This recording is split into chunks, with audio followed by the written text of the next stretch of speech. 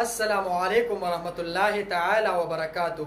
دا نننی ویډیو زمونږ د آیت الکرسی د فضیلت په باره کې ده چې آیا آیت الکرسی مونږ په کورونو کې وایو او کله مونږ د آیت الکرسی د ورځې یو مرتبه ووایو یو پیره مونږ دا ووایو الله جل جلاله به مونږ ته څه راکوي د هغې په باره کې دوه درې خبرې کول غواړم ځکه د آیت الکرسی فضیلت ډېر زیات دی. اول نمبر خو د آیت الکرسی فضیلت دا دی چې کله په کم کور کې یو کس آیت الکرسی وای نه الله جل جلاله یو فرشته راولیږي او د د غونډې ورځ چې کوم دی په عمل نامه کې نیکۍ لیکي او د چې کوم دی د عمل نامې نه هغه ګناهونه میټاوي د هغه ګناهونه چې کوم دی هغه ورانوي او نیکۍ پکې لیکي. دویم نمبر فضیلت دا دی د آیت الکرسی فضیلت دا دی چې دغه کور نه به شیطان تختی تیخته بکی په دغه کور کې به چرته شیطان نه ایساریږي دغه کور نه به شیطان تختی.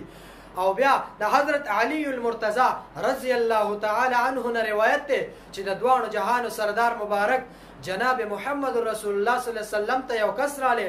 عرض ورته کوي ای د الله رسوله صلی الله علیه وسلم مبارکه زما په کور کې خیر او برکت نشته دی. نو د دوانو جهانو سردار مبارک جناب محمد رسول الله صلی الله علیه وسلم ورته او فرمایل وی آیت الکرسی ولې نه لولې ته آیت الکرسی لوله ستا په کور کې به خیر او برکت راشي ستا کور به چې کوم دی دا ته به ډېر زیات دیندار شي الله جل جلاله به تا غني کي او ستا د کور نه به شیطان منډې وی. نو راشه د آیت الکرسی کم از کم د ورځې یوه پیره لازمي وایه ځکه د دې ډېر زیات فضیلت دی ډېر زیات برکت دی. نننی ویډیو زمونږ صرف د آیت الکرسی په باره کې وه. والسلام ډېره